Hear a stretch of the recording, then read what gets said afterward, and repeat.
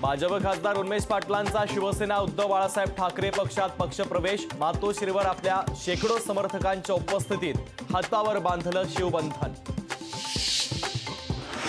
उमेदवारी नाकारल्यानं भूमिका घेतली नाही। स्वाभिमान गहाण ठेवण्यापेक्षा स्वाभिमानानं जगायचं ठरवलं। हाती मशाल घेतल्यानंतर उन्मेष पाटलांची प्रतिक्रिया।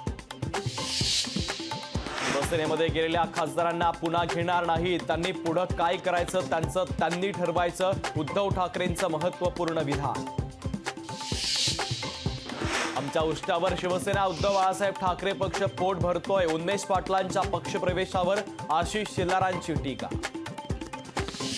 तर आशिष शेलारांची भाषा म्हणजे चोराच्या उलट्या बोंबा। उष्ट शब्दावरून रोहित पवारांचा हल्लाबोल। शिंदेंना त्रास नको म्हणून किरण सामंतांची माघारीची पोस्ट। किरण सामंतांची समजूत काढली। उदय सामंतांची किरण सामंतांच्या पोस्टवर स्पष्टीकरण।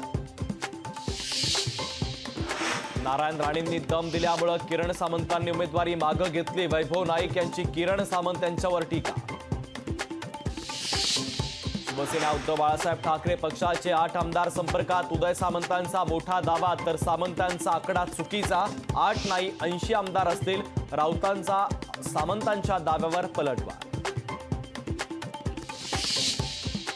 शरद पवारांनी काँग्रेस स्पर्धातून हद्दपार केलं। भाजपचं स्वप्न शरद पवारांनी पूर्ण केलं।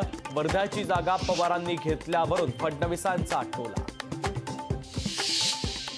संजय निरुपमांची आता काँग्रेसमधून हकालपट्टी करण्याचा प्रस्ताव दिल्लीला पाठवणार। दिल्ली स्तरावर निरुपम यांच्या कारवाई संदर्भात निर्णय होणार।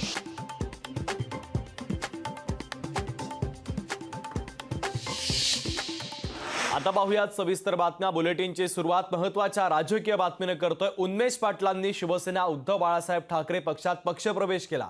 मातोश्रीवर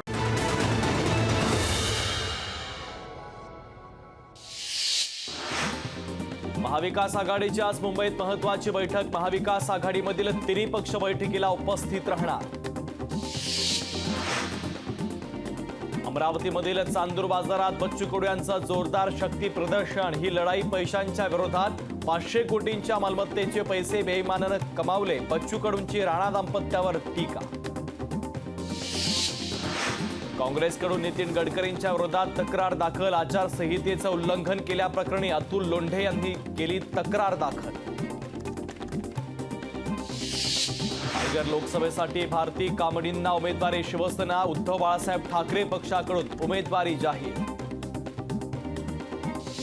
शिवसेना उद्धव बाळासाहेब ठाकरे पक्षाचे उमेदवार भाऊसाहेब वागचौर यांच्या बैठकीत राडा। आगामी लोकसभा निवडणुकीच्या पार्श्वभूमीवर बैठकीचं केलं होतं आयोजन। शिवसेनेकडून बाबूराव कोहळीकर भरणार उमेदवारी अर्ज। कोहळीकर महायुतीचे अधिकृत उमेदवार। कोहळीकरांच्या पोस्टमुळे चर्चांना उधाण। धुळ्यात मनसेसह स्थानिक नागरिकांच्या आंदोलनाला मोठं यश। देवपुरातील कचरा डेपो हटवण्याच्या मागणीला आलं यश। लोकसभा निवडणुकीच्या पार्श्वभूमीवर लातूरमध्ये बूथ महाविजय अभियानाचं आयोजन। नाथषष्ठी यात्रेमुळे एसटीला आर्थिक बळ। पैठण आगाराला 3 दिवसात 48 लाख रुपयांचं उत्पन्न प्राप्त। भंडारा शहरात दुचाकी चोरी घटना। सीसीटीव्ही कॅमेऱ्यामध्ये कैद तर चोरीचा व्हिडिओ व्हायरल।